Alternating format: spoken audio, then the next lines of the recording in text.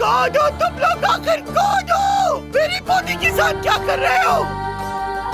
बताओ मुझे, क्या तुम मेरे बेटे की जान की कीमत अदा कर सकते हो अब्बास?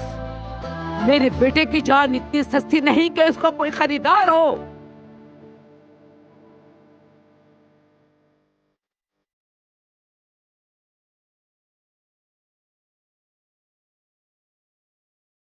ऐसा मत करो, छोड़ दो मुझे।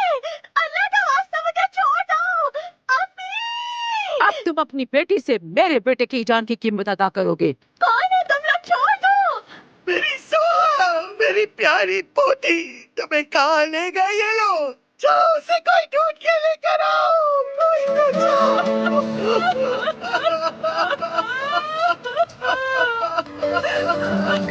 बेटा, मेरी जान का टुकड़ा, कहाँ चले गए? स्वाद में ले गए।